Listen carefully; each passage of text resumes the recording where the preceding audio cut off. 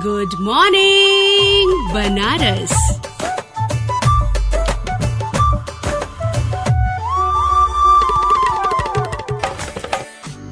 Hello Banaras, क्या हाल? All is good ना भैया? ये नवंबर ना पूरी खुशियां दे रहा है, गिन गिन के दुखों को खत्म कर रहा है, एकदम शोले के बीरूपाजी की तरह चुन चुन के मारूंगा। उम्मीद है बनारस इस नवंबर ने दिल के सारे अरमान पूरे कर दिए होंगे। लेकिन लेकिन लेकिन अब हम फिर निकलेंगे अपने वर्क प्लेस की तरफ, जहां लाइफ की असली लड़ाई शुरू होगी। घर, परिवार, स्कूल, कॉलेज, बैंक, दफ्तर, जूनियर, सीनियर, बड़ा छोटा, खेल खिलाड़ी, सीरियल, क्रिकेट, रिमोट, इन सब चोचलों के बीच आदमी धीरे धीरे पिसता जाएगा और फिर शुरू होगी एक नई फिल्म जिसका मुख्य हीरो होगा गुस्सा, नफरत, ईगो और डिप्रेशन। ये सब मिलकर हमें इस कदर तोड़ देंगे कि हम डॉक्टर मरीज वाला खेल शुरू कर देंगे। बनारस आज की भाग दौड़ वाली लाइफ में सबसे मुश्किल हो गया है खुशियों को रोक पाना।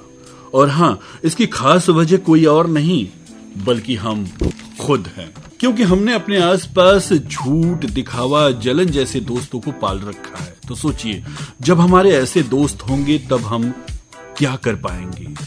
बनारस, हमें मालूम है कि आपको सब पता है, मालूम है ना? तो भाई बदलो ना खुद को। अब आप कहेंगे कि मैं ही क्यों, वो भी तो ऐसा करता है। भाई साहब, यही पहले आप के चक्कर में हमारी खुशियों वाली जो गाड़ी है ना, वो छूटती जा रही है। लेकिन हाँ, जिसने ये वाली गाड़ी पकड़ ली ना, उसका तो मौजा ही मौजा है। बनारस, छोटी सी इस लाइफ में हम क्यों इतने परेशान हैं, कभी सोचा है आपने? नहीं ना? तो अब सोचिए, क्योंकि वक्त आ गया है खुलकर जीने का। अभी फेस्टिव सीजन में जैसे हमने एंजॉय किया, वैसे हर दिन को बनाना होगा।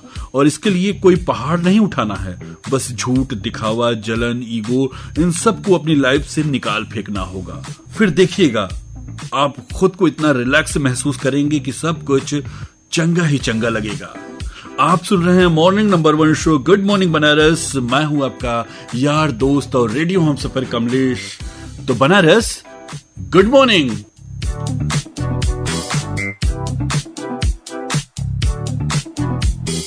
बनारस, आते जाते खूबसूरत इस जिंदगी में सब कुछ आपके हाथ में है। अब आपको सोचना है कि आपको क्या चाहिए, खुशियां या फिर गमों का पहाड़, जो भी हो।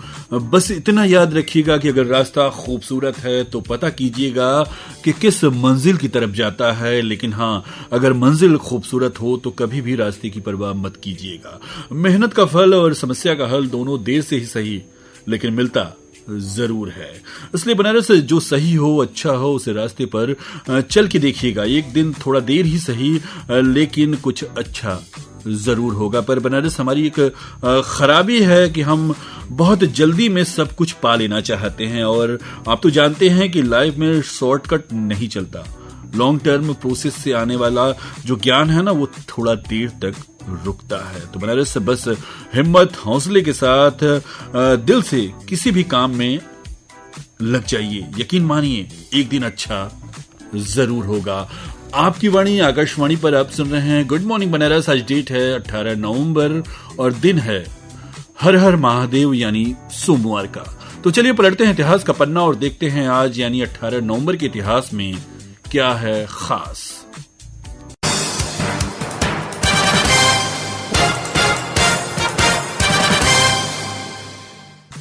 बनारस, आज है 18 नवंबर यानी साल के 322 दिन बीत चुके हैं और अब बचे हैं सिर्फ 43 दिन। उम्मीद है कि सब अच्छा ही अच्छा होगा। 18 नवंबर के इतिहास की खास बात करें तो आज ही के दिन सन 1727 में महाराजा जय सिंह द्वितीय ने जयपुर शहर की स्थापना की थी। जयपुर शहर के वास्तुकार थे बंगाल के विद्याधर चक्रवर्ती। आज ही के दिन सन 1972 में बाघ को राष्ट्रीय पशु चुना गया था। आज ही के दिन सन 1959 में आईएनएस विराट को ब्रिटिश रॉयल नेवी में शामिल किया गया था। आज ही के दिन सन 2013 में अमेरिकी अंतरिक्ष एजेंसी नासा के मंगल ग्रह पर मावेन यान को भेजा गया था। आज ही के दिन भारत की मानुषी छिल्लर को मिस वर्ल्ड 2017 का खिताब मिला था।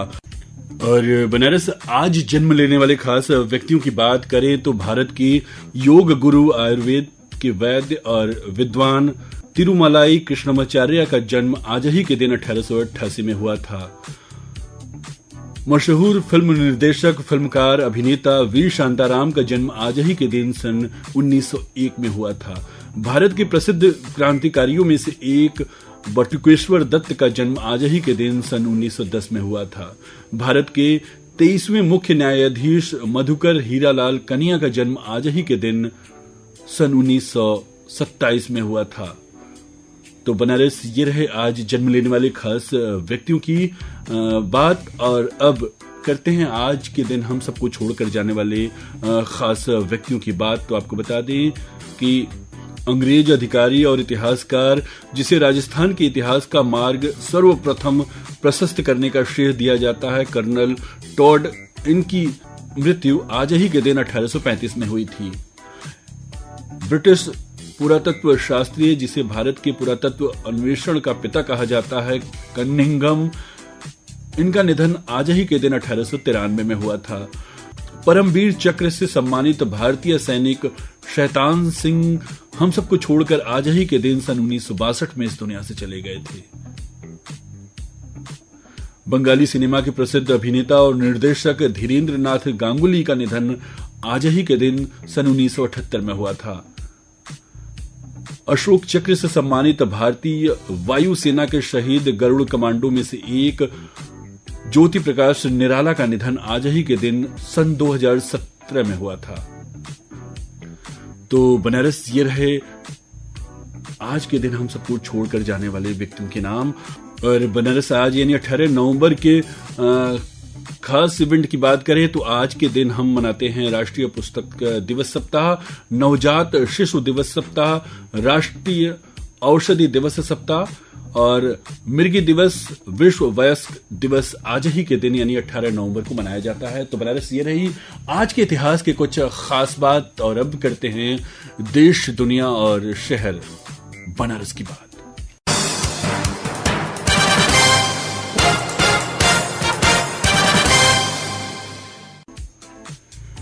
बनारस हाल के दिनों में हिंदुस्तान ने हर क्षेत्र में प्रगति किया है। और आपको बता दें कि भारत ने डिफेंस सेक्टर में अपना दम दिखाया है। भारत ने पहली बार लंबी दूरी की हाइपरसोनिक मिसाइल का सफलतापूर्वक उड़ान परीक्षण किया है। ये देश के लिए बड़ी उपलब्धि है। ये परीक्षण ओडिशा के तट से दूर एपीजे अब्दुल कलाम द्वीप से किया गया है। यह भारत के लिए ऐतिहासिक क्षण है। इस महत्वपूर्ण उपलब्धि ने हमारे देश को चुनिंदा देशों के समूह में शामिल कर दिया है जिसके पास ऐसी महत्वपूर्ण और एडवांस सैन्य तकनीकी क्षमता है। रक्षा मंत्री ने डीआरडीओ और सशस्त्र बलों को इस शानदार उपलब्धि के लिए बधाई दी है। रक्षा अनुसंधान एवं विकास संगठन डीआरडीओ ने ओडिशा के तट पर डॉक्टर एपीजे अब्दुल कलाम द्वीप से लंबी दूरी की हाइपरसोनिक मिसाइल का परीक्षण किया है। डीआरडीओ की तरफ से टेस्ट की गई हाइपरसोनिक मिसाइल को भारतीय सशस्त्र बलों की सभी सेवाओं के लिए 1500 किलोमीटर से अधिक की दूरी के लिए विभिन्न पेलोड में ले जाने के लिए डिजाइन किया गया है। हाइपरसोनिक मिसाइल ऊपरी वायुमंडल में ध्वनि की गति से 5 गुना से अधिक स्पीड से चलती है। इस तरह ये लगभग 6200 किलोमीटर प्रति घंटा की रफ्तार से जाती है। और बनारस आपको बता दें कि फिल्म मेकर आशुतोष ग्वारिकर को लगान, जोधा अकबर और स्वदेश जैसी फिल्मों को बनाने के लिए जाना जाता है। उन्हें इस साल international film festival of India के इंटरनेशनल जूरी का अध्यक्ष नियुक्त किया गया है। महोत्सव निदेशक और IFFI के अध्यक्ष शेखर कपूर ने आशुतोष ग्वारिकर की प्रशंसा करते हुए कहा कि अध्यक्ष को सिनेमा की गहरी समझ होनी चाहिए और साथ ही विविध दृष्टिकोणों को देखने में सक्षम होना चाहिए। आशुतोष ग्वारिकर की फिल्मों ने कहानी कहने के व्यापक और कई रूपों को सफलतापूर्वक पर्दे पर निभाया है। हम आभारी हैं कि उन्हें इस साल IFFI में अंतर्राष्ट्रीय जूरी का अध्यक्ष बनाया गया है। आपको बता दें कि सूचना और प्रसारण मंत्रालय 20 से 28 नवंबर तक गोवा में 55वें भारतीय अंतर्राष्ट्रीय फिल्म महोत्सव की मेजबानी करेगा। आशुतोष ग्वारिकर ने राष्ट्रीय और अंतर्राष्ट्रीय दोनों मंचों पर अपनी एक अलग पहचान बनाई है। इस बार IFFI में द गॉट, लाइव, आर्टिकल 370 समेत कुल 15 फिल्में गोल्डन पिकॉक के लिए compete करेंगी। लाइनअप में 12 अंतर्राष्ट्रीय और 3 भारतीय फिल्में हैं। तो बनारस 20 से 28 नवंबर तक गोवा में 55वें भारतीय अंतर्राष्ट्रीय फिल्म महोत्सव की मेजबानी होगी और ये इवेंट बहुत ही खास होने वाला है और इस इवेंट को देश भर के या यूं कहें कि पूरी दुनिया के लोग देखने और सुनने आते हैं। अरे बनारस, दुनिया की सबसे बड़ी सौंदर्य प्रतियोगिता में मिस यूनिवर्स कौन होगा, इससे अब पर्दा उठ चुका है। डेनमार्क की रहने वाली 21 वर्षीय विक्टोरिया कजेर ने यह खिताब जीत लिया है। वो मिस यूनिवर्स 2024 बन चुकी हैं। मिस यूनिवर्स प्रतियोगिता में पहली बार डेनमार्क की किसी सुंदरी ने यह गौरव हासिल किया है। आपको बता दें कि मिस यूनिवर्स या मिस वर्ल्ड जैसी सौंदर्य प्रतियोगिताओं में सिर्फ सुंदरता के आधार पर ही विजेता का चयन नहीं होता, बल्कि प्रतिभागियों से देश दुनिया से जुड़े कई सवाल भी पूछे जाते हैं। इन सवालों के जवाब के आधार पर यह निर्णय लिया जाता है कि यह खिताब किसे दिया जाएगा। मिस यूनिवर्स 2024 का ताज जीतने वाली डेनमार्क की विक्टोरिया कजेर से पूछा गया कि अगर आपको पता हो कि कोई भी आपको जज नहीं करेगा तो आप अपना जीवन कैसे अलग तरीके से जिएंगे। इसके जवाब में उन्होंने कहा कि वो अपने जीवन को जीने के तरीके में कभी कोई बदलाव नहीं करेंगी। उन्होंने कहा कि हम अपनी गलतियों से सीखते हैं, हम हर दिन कुछ नया सीखते हैं, इसे भविष्य के लिए उपयोग करना चाहिए। यही कारण है कि मैं हर दिन एक दिन के रूप में जीती हूँ। मुझे हमेशा पॉजिटिव रहना है और हाँ, मैं कुछ भी नहीं बदलूंगी। अपने आखिरी सवाल के जवाब में कहा कि मैं पूरी दुनिया को ये संदेश देना चाहती हूँ कि आप कहीं से भी आते हो, आपका अतीत कैसा भी हो, आप हमेशा इसे अपनी ताकत में बदलने का विकल्प चुन सकते हैं। मिस यूनिवर्स 2024 सौंदर्य प्रतियोगिता का ये 73वां संस्करण था। मैक्सिको में आयोजित इस ग्रांड फिनाले में इंडिया की रिया सिंघा भी शामिल हुई थी, जिन्होंने टॉप 30 में अपनी जगह बनाई थी, लेकिन टॉप 12 में ये जगह नहीं बना सकी। बनारस, ठंड के मौसम में काशी न केवल देशी विदेशी पर्यटकों का स्वागत करती है, बल्कि प्रवासी पक्षियों का भी। गंगा के तट पर हर साल साइबेरियन पक्षी बड़ी संख्या में आते हैं, जो पर्यटकों के लिए खास आकर्षण का केंद्र बन जाते हैं। इस साल भी इन मेहमान परिंदों का आगमन शुरू हो चुका है। उत्तरी ध्रुव के पास रहने वाले पक्षी गर्म इलाके की ओर पलायन करते हैं। भारत की नदियां और झीलें इन पक्षियों के लिए आदर्श स्थान बनाती हैं। गंगा के तट पर साइबेरियन पक्षी प्रजनन और अपने जीवन चक्र को पूरा करने आते हैं। इस साल उनका आगमन सामान्य से थोड़ा देर हुआ, लेकिन अगले 10 दिनों में उनकी संख्या में उल्लेखनीय वृद्धि होने की उम्मीद है। गंगा के स्वच्छ होने से इन पक्षियों की संख्या में लगातार वृद्धि हो रही है।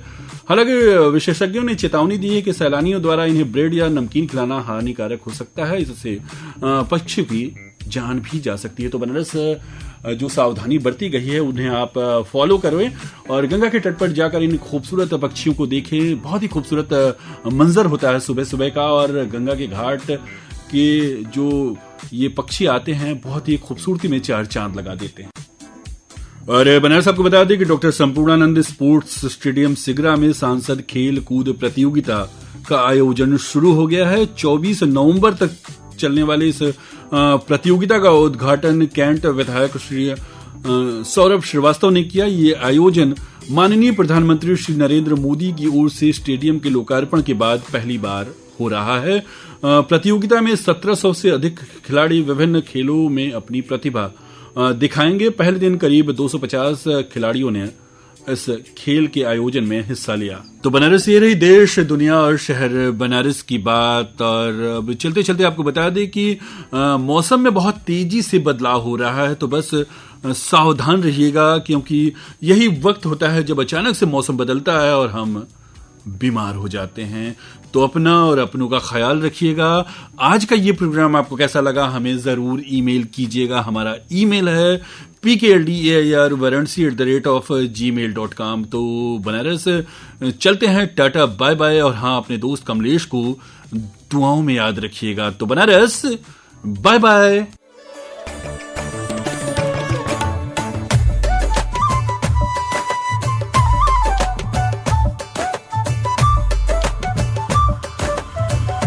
Good morning Banaras.